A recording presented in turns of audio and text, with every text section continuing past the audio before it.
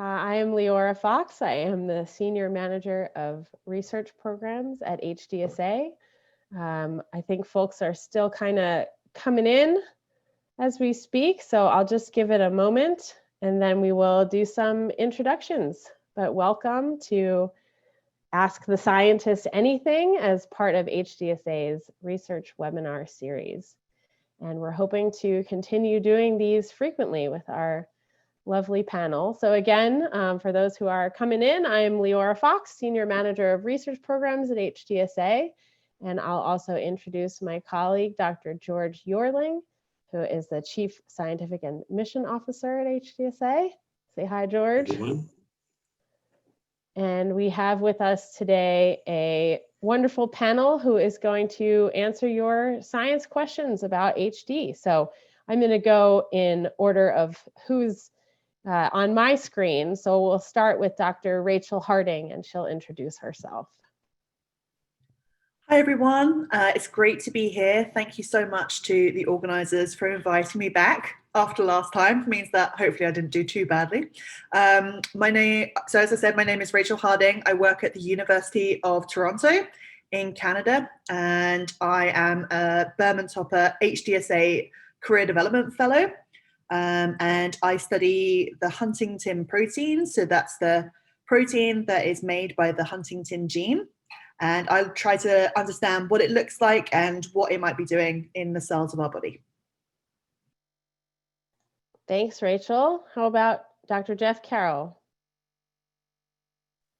Oh God, I was on the spot. I wasn't ready with the mute button. Hi, everybody. Good morning. I'm Jeff Carroll. I'm the old crusty HDBuzz guy on the call. Our other old crusty HDBuzz guy, Dr. Ed Wild, sends his regrets. He's, I don't know, slaying a dragon or writing a spell book or whatever they do in London when they're not doing their job. So Ed's busy doing something English and unfortunately not able to be here. So you have half of the old crusty HDBuzz people, which is me, and young fresh faces like Leora, Rachel, and Sarah. So hopefully most people know me. I run a HD mouse lab. I work a lot on Huntington lowering, and I help run HDBuzz, and I'm happy to answer questions. Great, thanks, Jeff. And now Dr. Sarah Hernandez. Hi, everyone. My name is Sarah. I am a project scientist at University of California, Irvine. I work with Leslie Thompson, and I primarily work on stem cells. So I turn cells from patients into cell types of the brain. So not only neurons, but other cell types in the brain. And like Rachel, I'm a Berman Topper Fellow, and I'm very excited to be here again for our second Ask a Scientist Anything. And recently, both Rachel and I started, well, it's almost been a year now, pandemic time really slows things down, but we've been contributors to HDBuzz. So happy to be here and answer questions. Thanks, everyone. And now before we start answering questions, I'm just going to go through the few slides that I have, and then we'll just be our faces on the screen. But I want to remind everybody of how to ask questions. So because this is a webinar, you've got your little chat function in the bottom, and we're going to, I should not have put this particular slide up. Questions are going to be answered during the entire presentation because that is the whole point here. So you can send a question anytime using the chat function in the toolbar. Just type it in and hit send. Only HDSA and the panelists are going to be able to see your question. So that's how we're doing the asking today. And I do want to tell folks that this presentation is being recorded. And we have all of our recordings on the HDSA YouTube channel. You can also go to hdsa.org/researchwebinar, and you'll be able to see this again and share the link with people. I also want to just mention a couple of upcoming research webinars. At the end of January, we're going to have Drs. Andrew Fagan and Sandra Kostick speaking about the Proof HD Prodopidine study. And a little bit later, probably in February, Dr. George Yorling and I are going to be doing a 2020 research year in review. 2020 is a year to forget for many of us, but there are a lot of great things going on in HD research this year. So now let's move on to some questions. And we got quite a few questions before this webinar via email. And what I want to start with is something COVID related. And I see there's questions coming in already, but I'm going to start with this one. So a few people wrote in to ask about the COVID vaccine that has been in the news, several COVID vaccines. And the gist of a lot of these questions is basically, is there research on whether this vaccine is safe for people with late stage neurodegenerative diseases, people living in nursing homes or long-term care facilities? So a lot of these folks are going to be eligible, and people are wondering whether these COVID vaccines are going to be safe for somebody with HD or recommended. And I know Jeff had an answer for that. Thanks, Laura. Unfortunately, we don't have a precise scientific answer in the sense that the vaccine candidates that we're all excited about have been tested in HD patients, because that's not true, right? They've been tested in tens of thousands of adults. There may or may not have been HD patients in the mix, I'm not sure. But basically, if you want to answer the question, has this vaccine specifically been tested in HD patients? No. However, I'll say that like the underlying immune systems in HD patients seem to work normal, if anything, maybe like slightly elevated level. So we don't have any biological reason to think that the vaccine would be worse in HD patients than in other people. And I'll say, like, this is anecdotal, and I know I'm a scientist, I'm not supposed to say anecdotes, but you know, when my mom was in a long-term care facility, her HD symptoms got so much worse when she was affected by an infectious disease. So she had a hospital-acquired infection, and it just made her HD symptoms terrible, and she got really, really ill because of it. And I know that I've heard that from lots of HD patients, that when people have other illnesses going on, it exacerbates their HD symptoms as well. So I would say that we all have to just make our best guess for our families. We're not going to know the answer until many years from now when we see all these patients get vaccinated. But if it were me or my loved one, I would, without a second thought, I would have them vaccinated as soon as possible. I think a lot of us would agree with that. There's somebody in the chat who's asking whether you know if COVID has delayed any of the current trial progress, to the best of your knowledge. Maybe this is actually a good one for George, since you know, at HDSA we're pretty well aware of what's going on with all the trials. Yeah, I mean, you know, I think we'd all be lying if we said COVID hasn't impacted all aspects of society, and the HD research has not been exempt to that. And I think it's been stated by different sponsors that COVID has impacted. It has delayed some recruitment into studies and site visits, but luckily they have been prioritized, particularly some of the Roche and WAVE studies that people are very familiar with, and these are the Huntington lowering trials.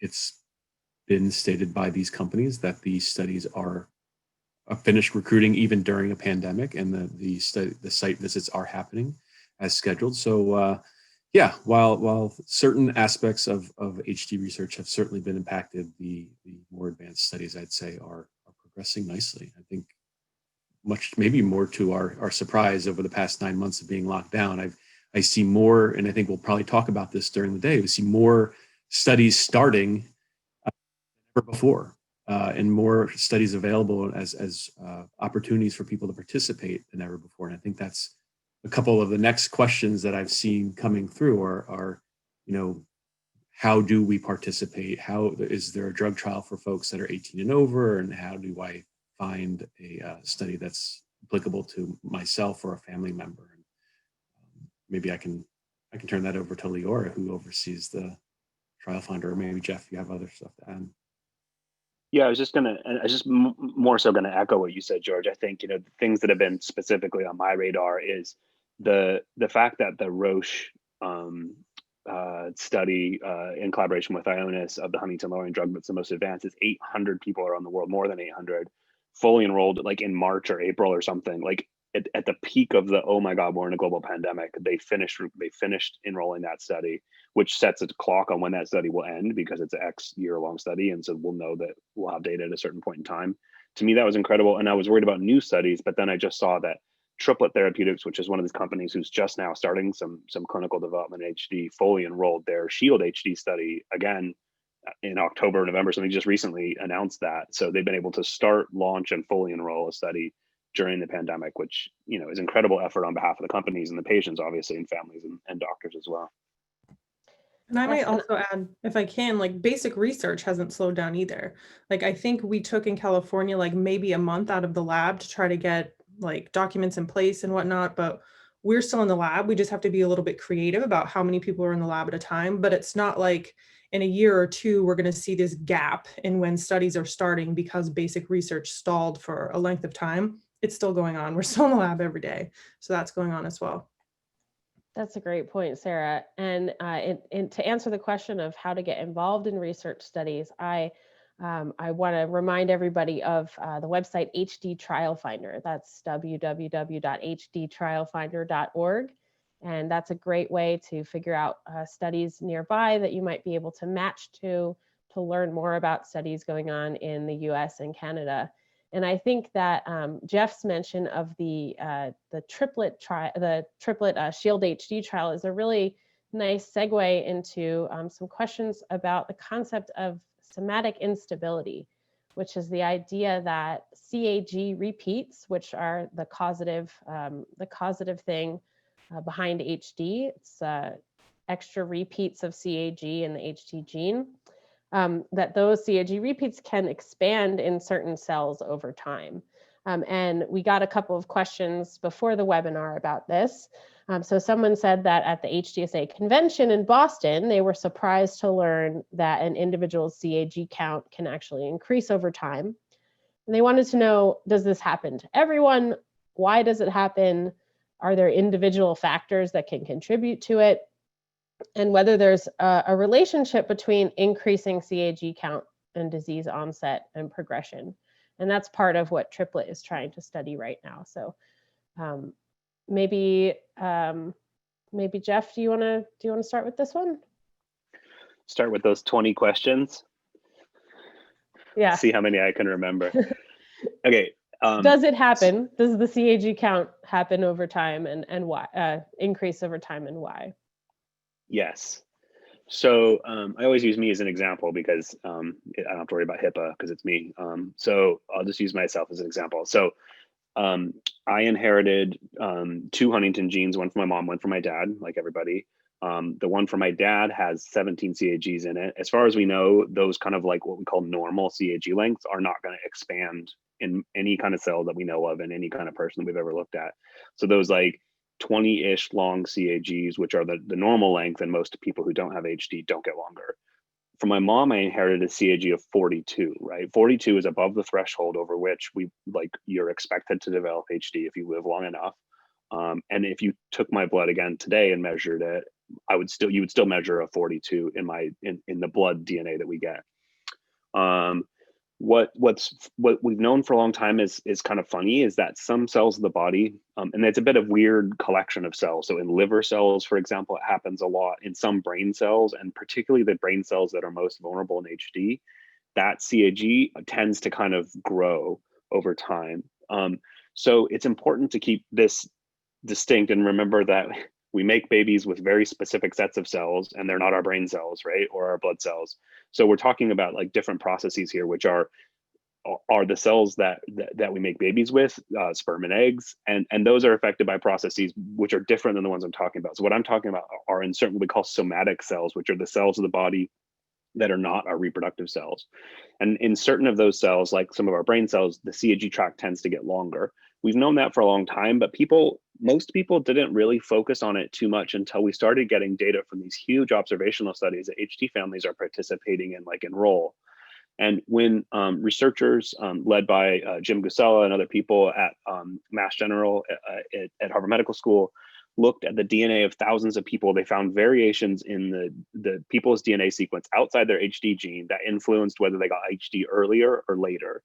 And I think unexpectedly to almost everyone, except a few people who felt very clever for being right for a long time, the variants in DNA influence the process by which cells repair their DNA. And it's that DNA repair process that we think contributes to this lengthening of the CAG repeat in some cells. And so it became clear that some people's cells just randomly are a little bit better, a little bit worse at repairing DNA. And we're learning that influences the rate at which HD onset occurs. So It's not that if you were to take someone's blood and measure it again, their DNA size would increase, or that the cells that they're going to be having babies with are increasing, but rather that certain cell populations across the body have their CAG tracks tend to grow over time, and we now think that might contribute to the onset of HD. But it doesn't change the report that you got from your doctor if you're an HD family member that said your CAG is 42 and 17. That's still true. And there's no new thing that you have to worry about. It's just that in some cell populations around the body, we now know there's this other thing going on that might be part of the disease. And some companies like Triplet and a few other companies are now investigating whether they can modulate this DNA repair process and use it as another way to try to delay the onset of HD. Sorry, that was a long rant. No, I think that was a good place to start with those questions. I think we're going to be hearing, excuse me, a lot more about somatic instability. So there's lots of companies and researchers focusing on this. And I also think you mentioned something about the idea of genetic modifiers of genes that change HD onset. And we had an interesting question via email, and I think this is probably a good one for Rachel, from someone who is HD gene positive, 73 years old, and is not experiencing symptoms. And she says that the HD gene comes from her mom's side of the family. Most of them were symptomatic in their late 40s, it sounds like, but everyone on her dad's side of the family seems to live healthfully until their late 90s.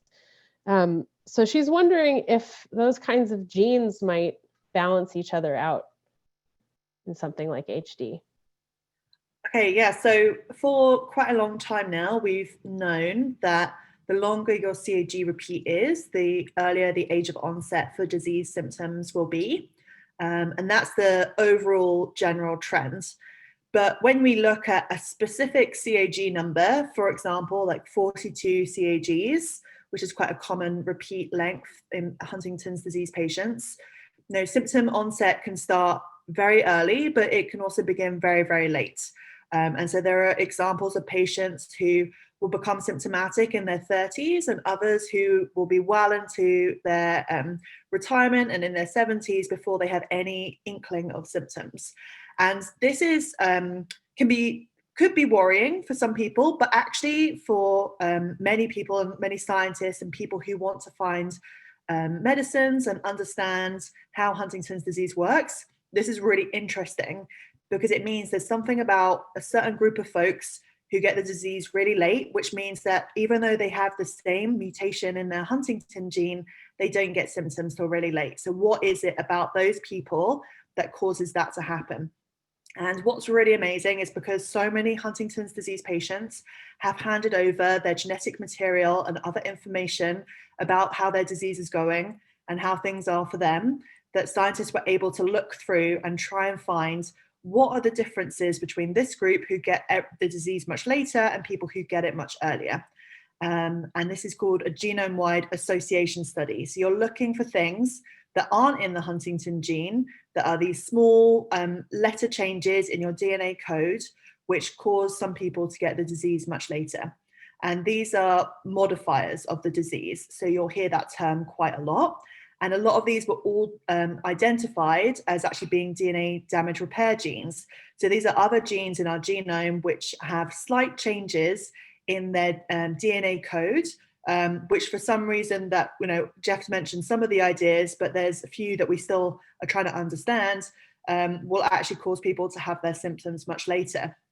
And what's really interesting about this is that now that we know what some of these genes are, these are actually really good avenues for therapeutic discovery. Because if we can, give someone a medicine that would have the same effect as having this genetic mutation that makes you have the disease later, then maybe that's a good way to treat patients. And so that's what a lot of people are looking at. So in the specific example that Leora mentioned, it could be that, within a family, you'll have people who get the disease at different times, and that could be one of the reasons. Yes, and that's what a lot of scientists and clinicians are looking into right now. Thanks, Rachel. We've gotten several questions all in a similar theme, and this is really more focusing on clinical trials. And the question is really, how close are we to finding disease-modifying therapies? So there's a question from someone who said that they're reluctant to test until there's a medication that is proven to slow down or stop disease symptoms. And I know that genetic testing is a very personal decision for a lot of people. But there have been quite a few questions that really want us to name a timeline. When are these drugs that are in clinical trials right now by Roche and Wave, and lots of other companies working on Huntingtin lowering, et cetera. The question is when. I think that's a difficult question, but it's worth talking about how close we are. Does anyone want to volunteer for this one? It looks like Jeff. Yeah, I'll say that, like, when I first got involved in HD, which is a long time ago now, it feels like, I had multiple people come up to me, professionals, and say, we are 5 years from a treatment. 5 years is always the magical number because it's close enough that it's hopeful and it's far enough away that it's maybe realistic. And I'll say that I got pretty burnt by that, because I sort of put my hope on a time frame. But the more I've learned, the more I've realized that, like, frankly, anybody who gives you a timeline right now is guessing. I was going to say lying, but let's say guessing. Like, we don't know, right? None of the drugs that are being tested for HD, do we know that they work? We know that they are safe. We know that they are well tolerated in animals. We know that based on what we understand about Huntington's biology, we think they might work in HD. And the only way we find out if they work or not is by running human trials, right? So every single drug being tested right now that we just talked about, that we're all excited about for a million good reasons, could fail. That's perfectly possible. And in that case, if I told you, well, the Roche study, we now know because it's fully enrolled, so that study will have a last visit in spring of 2024, whatever it is. If I said based on that, we're going to have a cure for HD in 6 months after that, that's not true, because we don't know that trial will work. If we knew that trial would work, we wouldn't run it, right? So these are experiments, and we have to keep that in mind. And so right now, until one of these trials provides us positive evidence, and I'm very optimistic about Roche. I'm excited about Wave. I'm very excited about other Huntingtin lowering treatments that are coming through the pipeline by PTC and Novartis and other companies that are actually pills to reduce Huntingtin levels. Super excited about all of them. Totally unwilling to put a number on any of them. Although once a phase 3 study, like a final late stage human study, is fully enrolled, you can sort of know roughly when that study is going to give you an answer or not. But as to when it's going to be a therapy, that depends on the biology and the truth of whether that drug is going to work or not. And we don't know that until we do the experiment. I think it's probably also important to note that, every single one of these therapies that's currently in clinical trials, and things that aren't even in clinical trials yet, we don't know which patient groups they're going to be right for. So even if a drug comes onto the market in the next magical 5 years, that there's still some work that needs to be done to work out who would be treated with which medicine. And so just because there's like one medicine, it doesn't mean that everyone could be treated with it as well. So it's important to kind of keep that in mind, depending on where you are in the stage of your disease, like the treatment might be different as well. I would also add, I think people have been saying like this nebulous timeline for so long, but those have been after discoveries like we found the gene, or we found the locus where the gene is. And those are amazing discoveries, and they really helped advance scientific findings for HD, but it's nothing like where we are today. Like, we're actually in clinical trials with patients now. We actually have drug targets that we're specifically going after. So we're in a very different place, I think, than like 30 years ago, when people would say, oh, we found the gene, we're going to have a treatment in 5 years. That was super duper hopeful. Unfortunately, people were wrong. We wish they had been right. But this is a really different place. And the reason that there's so much hope in the field right now is because we have definitive things that we're going after, and we're actually in clinical trials. So I think even though people have been saying like we're close to a treatment for so long, I think it's actually true now. I don't necessarily think it was true 30 years ago, just because we knew where the gene was. But yeah, and it's tough. It's like Jeff said, right? Like, we've been saying this for so long, but we really are getting closer. And it's true that we are getting closer. But it's also amazing that there's so many companies involved. Like Jeff mentioned, like 4 companies. But if you look at all of the different folks who have stuff in clinical trials now, but also all the people who are trying to get their medicine into clinical trials, there's so many companies doing amazing work. And, you know, if you're into sort of spread betting, this is like the best way forward, right? We're not putting all our eggs in one basket. We've got all of these different people with different ideas and different sort of technologies that are all coming forwards to try and find medicines. And it's definitely the best way forward. So it's very hopeful. Yes, thanks everyone. And I just want to clarify, I know that Jeff threw out a date, I think he said 2024. And someone asked specifically about the Roche trial, and Roche has shared that we're expecting results from their trial in 2022. I think that date that Jeff said was just kind of an example. A bad example, sorry. So many great questions coming in. So this is a sort of a related and important one. And someone's asking about eligibility. So why, for example, can't a juvenile HD patient be part of a drug trial, or perhaps somebody who's in their 70s and beginning to experience symptoms? So, you know, maybe because, you know, I know that this is a very difficult thing when folks want to be involved in these trials, and especially when the cases are severe and, you know, families are losing their loved ones. And that's a really difficult thing to accept. So maybe we could talk a little bit about why eligibility criteria for HD trials are as narrow as they have been recently. Jeff, do you want to start? Yeah, and I'll start with a personal story. You know, I had a member of my family who wanted to be in the Roche study and was otherwise eligible, but had a like super benign imaging thing, like on their brain MRI, there was something funky about the way my family member's brain was, and it's fine, but it's just one of those things that's like an exclusion criteria because it means that it makes it more difficult to use brain imaging in that person. So like, why not just use someone who doesn't have that change, and so their brain imaging can be used. And that was a really painful process for my family member and for me to see that and to think it's a totally benign thing. It shouldn't stop them from being involved. But the point is that in that case, I was doing the thing I'm going to tell you not to do right now, which is looking at trials as treatment. Trials are experiments, right? We do trials to figure out whether a drug works or not for the whole HD population, and the people in the experiment might even get placebo. In fact, I have a fairly high likelihood of having a placebo treatment, right? So I was really excited for my family member to be in that trial potentially, but they might have been in it and gone through a lot of really hard stuff and gotten a placebo treatment, because of course we have to have placebo to prove that a drug works.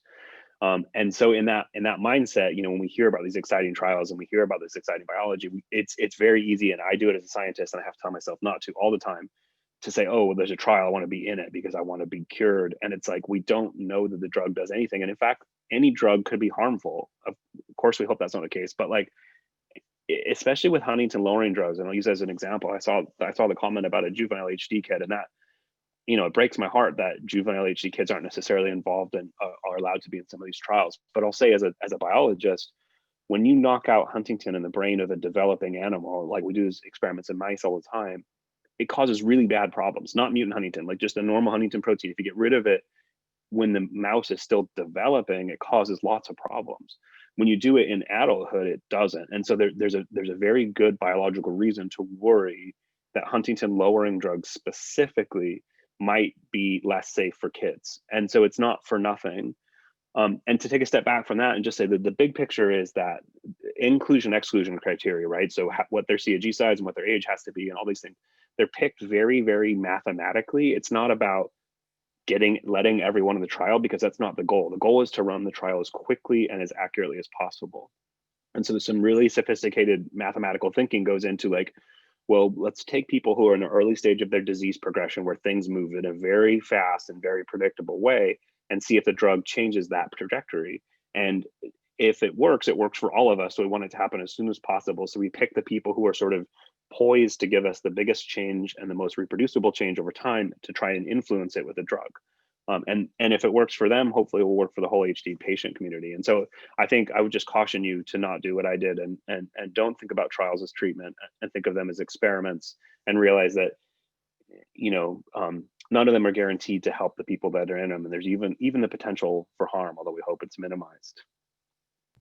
And I think it might be important to add, so what Jeff was talking about with Huntington being involved in brain development in animals, That doesn't necessarily mean that Huntingtin lowering won't work for juvenile cases of HD, because the Roche trial does total Huntingtin, right? So it's knocking down your wild type Huntingtin as well as your mutant Huntingtin, but the WAVE trials are looking specifically at mutant Huntingtin. So if we know Huntingtin lowering works really well for adult onset HD, juvenile cases might just have to specifically use the WAVE ASOs that target mutant Huntingtin. So it doesn't mean that it won't work for juvenile Huntingtons. Right, and I'll add that in addition to Roche and Wave, there are dozens of companies working on Huntingtin lowering from both approaches and many others. We got a couple of questions actually about both the COVID-19 vaccine and how it relates to the kinds of treatments that are being developed for HD. So a lot of these Huntingtin lowering therapies are focused on Huntingtin RNA, and a couple of folks have asked, they've heard that the COVID vaccine treatments are also focused on RNA. So maybe we can talk a little bit about how that Huntingtin lowering happens and whether there's any kind of relationship between the ways that these diseases are being treated. I don't want to pick on it. Oh, Rachel's got her mute off. Go ahead. The hand waving signal these days. Yeah, so there are actually multiple different COVID-19 vaccines. There are two RNA ones, which are the Moderna and Pfizer vaccines, but there are also, it's like the Oxford AstraZeneca vaccine, which is a protein-based vaccine, which is a more traditional type of vaccine. And these RNA vaccines are like incredibly exciting sort of technological developments, because it's just a new way of trying to vaccinate people. But what these RNAs do is you're injected with the RNA, which encodes the gene from one of the viral proteins, and then your body will make that protein, and then you'll build an immune response to the protein that your body's made. The protein on its own is not harmful, and it will just help you get an immune response against it. Whereas for a lot of the Huntingtin lowering trials, which are using RNA, or they're targeting RNA. So they're actually antisense oligonucleotides, which is a really long, difficult word. So we also call them ASOs. And what those do is they target this message RNA, and they stop it being turned into protein. So it's all kind of linked in the same area of biology, but they're working differently. But one thing I would say is that the technology developments that have come around from COVID-19 have been like really incredible in terms of generating like really high quality RNA samples. And this is quite similar to the way that the ASOs that we are using in the clinical trials are made. And so just being able to make that much material is pretty impressive, because it's not easy, that's for sure. And there's also like a lot of really interesting things that have come about from COVID-19 in terms of getting the science done really quickly. So I know some people are very worried that the vaccine has come around really, really, really fast. And people think, well, you know, good medicines take a long time to make. But actually what COVID-19 has done is shown that there's a lot of bureaucracy and red tape in making sure a medicine is safe before we get it to market. But when you have an entire globe of scientists coming together to make a medicine, we can actually do things really, really quickly. And you have all the people there who are checking everything off and crossing the T's and dotting the I's to make sure everything is safe and good for people to put into a clinical trial or to become a medicine. And what a lot of people are quite hopeful for is this shows that if we need to get medicines to patients more quickly, this has opened up some avenues and opportunities, and just the way that scientists have shared a lot of their work with each other has really sped things forward. So I think that has given a lot of people hope that this is a really good example of how we can do science very well. And rather than, you know, being dragged down in the bureaucracy and administration, we can do good science and get it to the people who need it. So, you know, that is something that I would say has been a really good outcome for all clinical development from COVID. Thanks, Rachel. And that I didn't know how those vaccines were working, and didn't know that some of that technology would transfer. So that's really interesting. We just got a question that reflects what several people have asked in the chat and via email. Someone asks, for the prospective treatments, do we know anything about the ability to reverse the damage done? In other words, can brains heal from the damage done over years by HD? So the goal of a lot of these studies is to try and slow or stop the progression of HD, stop things from getting worse. But is there any potential here for reversal? Maybe I'll start anyway. So I'll say that fundamentally, if from the point of view of like knowing in human HD patients, we don't know. The trials are structured in such a way that hopefully that information will be produced, because these are long running trials.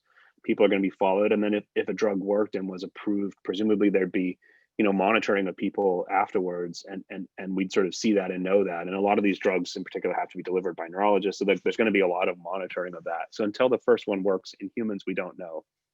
I'll say that there's some animal work that gives me some hope that that the brain once the mutant Huntington protein, or once the mutant Huntington gene is removed from the brains of mice in genetic experiments, those mice don't just stabilize, they sort of seem to improve, and that's a really good sign.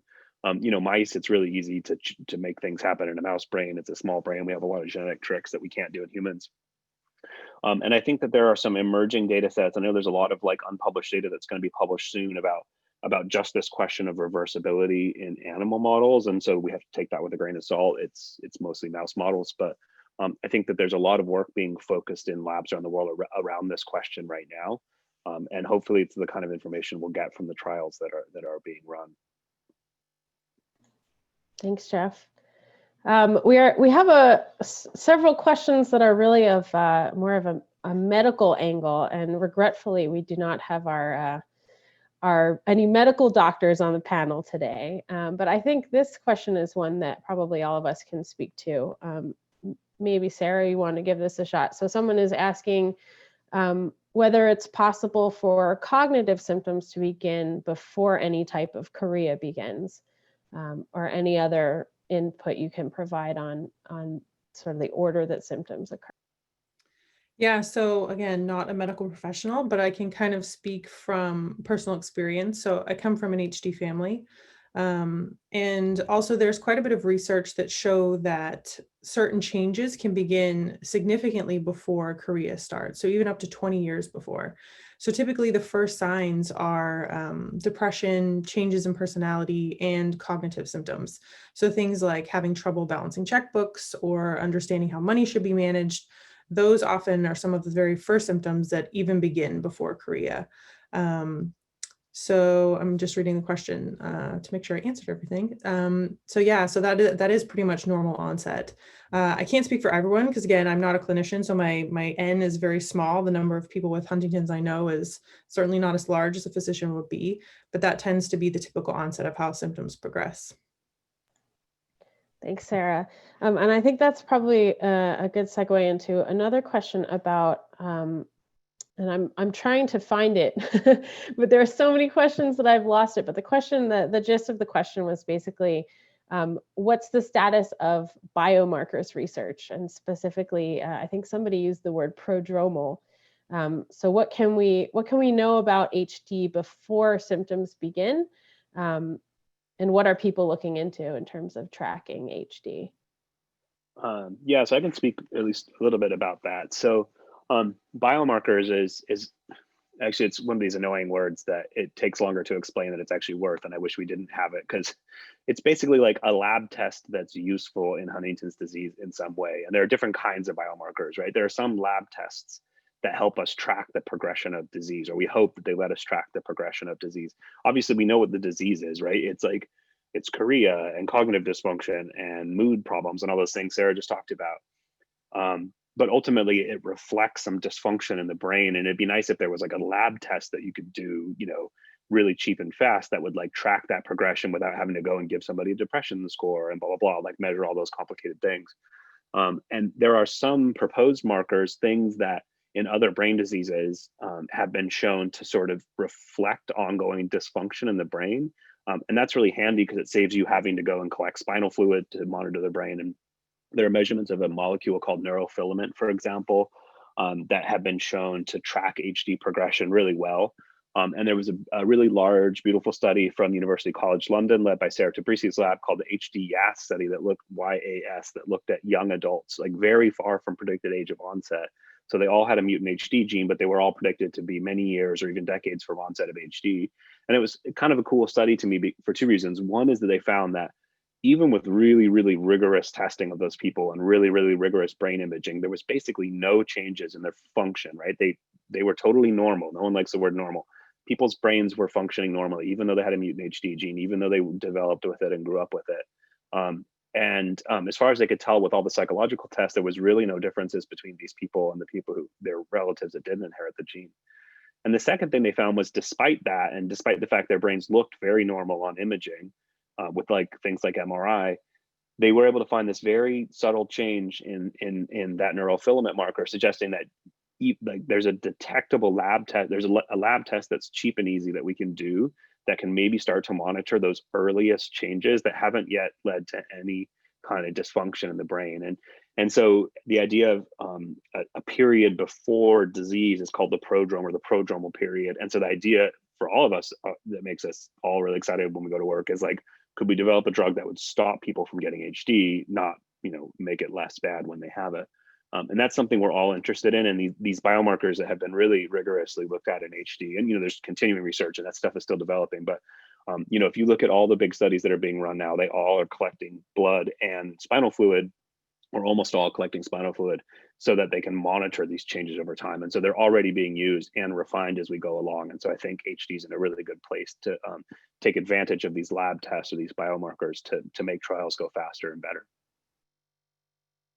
And someone also just asked, if you get tested and find that you have HD, can you get into a trial, or do you have to wait until you have symptoms? And I think that some of this biomarkers research is going to help us move towards the kinds of trials that will allow folks who don't have symptoms yet to participate.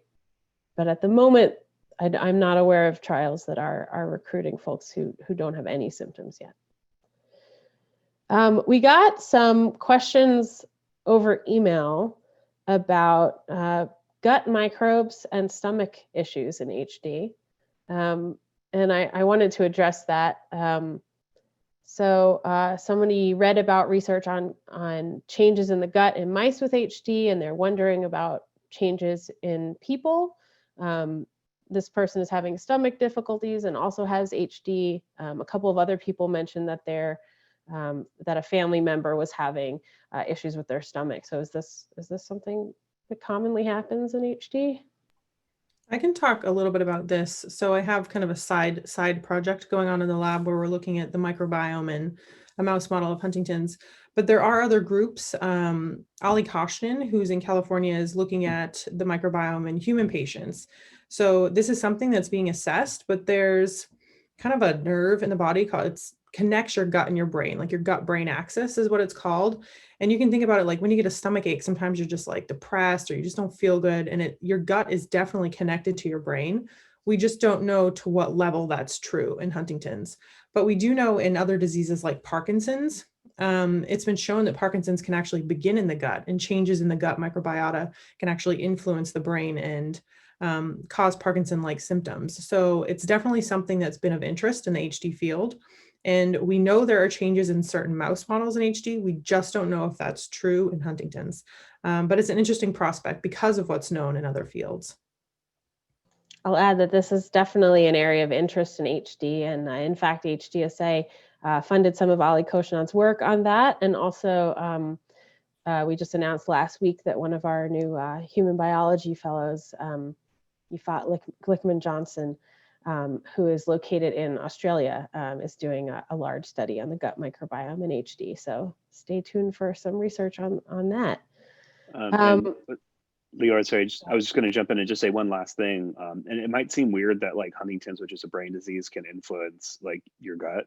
But just for people to realize that the Huntington gene is expressed, as far as we know, in basically like every cell type in your body. And so it's an emerging truth that we're starting to have to deal with, that there are things that happen in the body outside the brain not all of which are going to be a huge problem or whatever, but are just things that might actually emerge from the mutant HD gene that are happening in other tissues besides the brain. So Huntington is not just a brain protein. So we do have these other symptoms that we have to better understand to treat the whole disease, I think.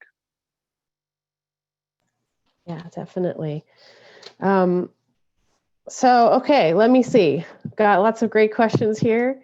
I do want to address this one from a couple of folks who wrote from outside of the US, including people from India and Russia. And this is really a question about drug access. So we're talking a lot about all these hopeful, this hopeful drug research, clinical research that's happening right now. And people are curious whether these treatments are going to be available in places where the trials are currently not happening. And I think the question of access to future drugs is an important one, whether that is geographic or financial or even just logistical access to these drugs. Maybe, do you want to talk a little bit about that, George? Yeah, I mean, I can try. I think what I would say is putting myself in the corner. I mean, all of the companies that are working in this space, I think, are all committed to making sure that these therapies, if and when approved, are made available to everyone around the world. Just because the trials aren't being offered in some of the continents doesn't mean that those drugs will not be made available. I think that's pretty much all I can say at this moment. But I'm sure, no matter who you ask, and I believe them, they're all very firmly committed to assisting the HD community and making sure that it does them no good for these drugs to be made and not get into the hands of the people who need it most. I don't know if anyone else. Yeah, and I'll say that, like, HD is HD. I mean, obviously there'll be interesting regional ways in which the disease impacts patients, but the fundamental biology of the disease is the same in India or China or Brazil. And we don't have any reason to think that the disease will be harder to treat. There's some drugs, like we talked about with the COVID vaccine. Some of the drugs, like gene therapies, are really challenging to get to where they need to go, and others, like ASOs, are a little bit less fragile physically. So I have hope that with a lot of these, access is going to be a process, but we'll get to a fair place. And I will say that, when it comes to the financial thing that you alluded to, George, like, every time I've seen one of these companies get up and talk at a HD meeting, people ask them about this access. And so it's not an issue that the companies are not preparing and talking and thinking about. And hopefully we can help them make it as accessible as humanly possible. Yeah, I was just going to add that this is, as Jeff mentioned, something that is in constant discussion at any kind of therapeutics meeting about Huntington's disease. And we actually recently wrote on HDBuzz just a short piece from the EHDM meeting where they discussed HEATED, which is the Huntington's Equal Access to Effective Drugs. And there was a really great talk by Hugh Rickards, which I would strongly recommend watching. And he had lots of really great points about the accessibility of potential medicines for Huntington's disease. So people are thinking about this before it becomes an issue. They're trying to work out, none of these drugs are available to anyone yet, but before, just to anticipate any of those issues, it's something that lots of folks are already discussing and trying to work out how they're going to solve it. So for all of our panelists who are laboratory researchers, there's an interesting question that came in about animal testing, and really about both the ethics and the accuracy of animal testing. So, beyond the idea of whether it's right to do animal testing, which I know that every researcher grapples with at some point in their career, how accurate are animal models, and specifically HD animal models, and how do they bring us towards human research? Well, having spent my whole life working on HD mouse models, maybe I'll be the first one to say how bad they are. No, I'll say this about the ethics: hugely important. And if it doesn't bother you to we always say sacrifice, which is lab lingo, which always bothers me when we kill a mouse for research, because it's not like the animal is sacrificing itself willingly.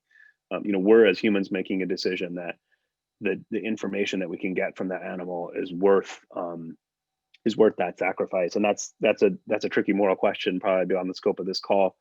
I grapple with it. Everyone grapples with it. If it didn't bother you to kill an animal, I don't want you doing work with me in my lab, for example.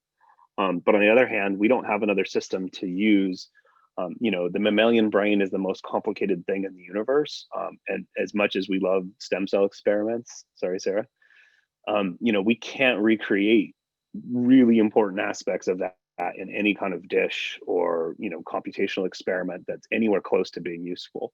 So as an example, my lab has screened ASOs, and ASOs for lowering Huntington, for example, and we can inject them into the brains of mice, and some of them are very toxic. Like the mice have really terrible seizures, and we unfortunately have to euthanize them. And then another ASO is perfectly benign and well tolerated, and we can use it and then potentially even propose it for advancing into some kind of human use or further study anyway. And there's no method right now for us to look at the chemistry of these drugs and say this one will be toxic and this one will not. The only way to do it is to put it into the brain of a living animal, and we don't do that lightly, but we just don't have any other option right now. And so that's where we are.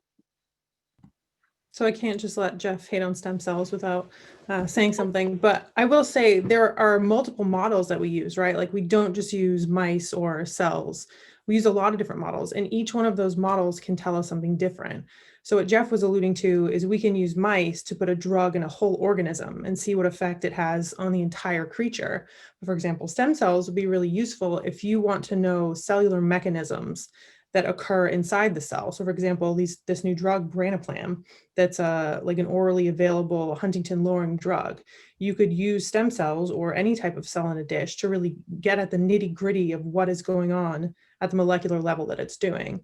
And so each model system that we have can be used for different things. So we not only use cells in mice, we use things like flies, there's even worm models, C. elegans models of Huntington's, there's a variety of different models. So depending upon what question you're trying to answer, you would choose the model based on that. And no model is going to perfectly recapitulate what's going on in the human, but you can kind of use those to piece something together to get far enough to try to say, is this worth pursuing in humans? And so it's what Jeff was saying, like no model is perfect. The human model is the perfect model, but that definitely has ethical dilemmas. And so we're just kind of using different models to get far enough to say, is this worth pursuing? Thanks, Sarah. I have a question here. Someone is asking whether there are long-term impacts of needing spinal injections as a treatment. So some of the therapies in development require spinal injections, and fairly frequent spinal injections every few months, presumably for a long length of time.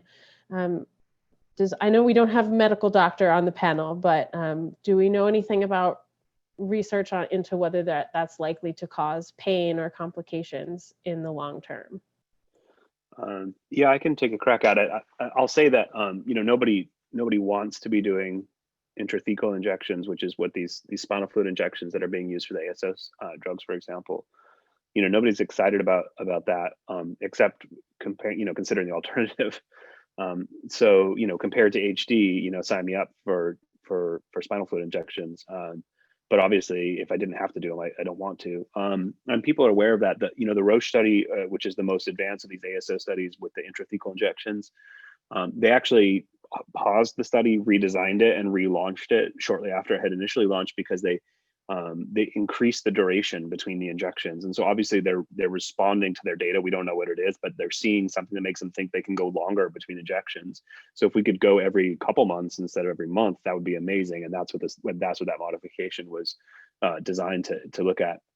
I will say that there are other indications like spinal muscular atrophy, a fatal neuromuscular disease of children, where an ASO drug that has to be delivered in spinal fluid, in this case in kids, every month has been well tolerated. The drug has been launched, right? So it wasn't just a trial. Now tens of thousands of kids are getting this.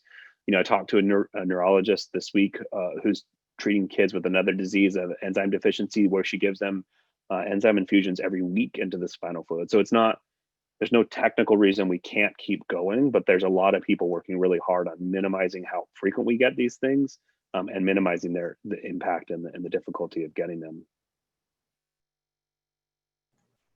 Thanks, Jeff. If any of them, I'll say to all of the panelists, if any of you see a question that you are itching to answer that I have missed, please chime in. George, it looks like you've got. I can just maybe comment on there's a question in here about, we've talked a lot about different therapies that are in the pipeline. And this question came in about things that could be done now. And are there physical therapy activities that can slow down or reduce the effects? And I'd say, well, I hesitate to say slow down the progression of the disease, but there are certainly the EHDN, the European Huntington's Disease Network, and the physiotherapy group has come out with some clinical guidelines that are available. We can maybe make them available either on our website or send them out to attendees, that are things that are clinical recommendations that could be done for family or patients suffering from HD that could maybe, increase functionality, whether it's in balance or gait or certain things related to their activities of daily living. So there are activities that can be done and are routinely used in the clinic. Maybe you can go to a HDSA Center of Excellence and see a physical therapist and talk to them about that. So there are things that don't require a pill or an injection that could be done and that could have a positive impact. Thanks, George. Someone just asked, they've been curious because their mother has Huntington's and their aunt passed from ALS, and it seems very unlikely that both of these rare conditions can manifest in the same family. So is this something, does Huntington co-occur with other neurodegenerative disorders? And Jeff, I know that you were recently, might have something to say about it. Yeah. So there was just a paper that came out looking at this question. So ALS, or Lou Gehrig's disease, as it's often called in the US, is another neurodegenerative disease that's not thought to be related to HD in the sense that like HD is always caused by a mutant CAG expansion. There's no crossover in the sense that like the mutant HD gene causes other diseases, or at least that was what was thought. But in a large cohort of people that had been diagnosed with ALS, they found a few people that had HD mutations, which was surprising. And so, I think we don't really know. There might be a little convergence in the sense that like people whose brain is sick can be seen by neurologists and be diagnosed as one thing or another. We do know that it's like definitive. If you get your HD gene tested and you have a CAG expansion above a certain level, you're going to get HD. And if you don't, you won't. So it's not like HD is going to come out of the blue. But there could be rare, unfortunate situations where like both diseases occur. And there have definitely been what we call case reports or individual patient reports in literature saying that a person's brain had signs of both Huntington disease and ALS. So, even if something's super rare and unlikely, unfortunately, somewhere out there in the world, there might be one person who unluckily develops both. So definitely not impossible to have both signs of both diseases at once. But just to say HD is caused by a mutant HD gene, full stop, and that hasn't changed. Thanks, Jeff. I think so. It's nearly, well, it's 11 o'clock my time in New Mexico, and I guess it's 1 o'clock on the East Coast.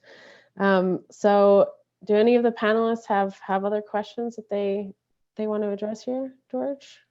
I've seen a question coming forward a couple times about a drug trial for HD positive individuals 18 and over. And yes. I admit I don't recall the inclusionary criteria of all the currently recruiting. I think I know which one they're talking about. Okay, but so then maybe but I would recommend once again, just another shout out to, this is an easy thing to address in Trial Finder. You can search via age and your genetic status, and it'll find a study that is currently recruiting near you. Leora, what's the one? The one that I was thinking of, which I know has eligibility of, it's either 18 to 25 and over, but 18 if a person is symptomatic, and the Proof HD trial, which is now recruiting. That's a large trial of a drug called prodopidine.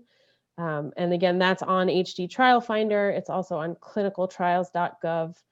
And I can follow up with this specific person. Thank you. Somebody asked whether the panel is generally hopeful as a group about medications coming to light in the near future, about just the hopefulness of disease modifying therapies. And I think we're all pretty collectively hopeful about that, at least more so than ever before. Would you all agree? Yeah, it's an incredibly exciting time, and like Sarah I think said at the beginning, like it's not just the generic hope of like, hey, we know a lot about HD and how how it originates in the DNA, but actually a lot about how the mutant gene causes dysfunction, and we have drugs that actually influence that.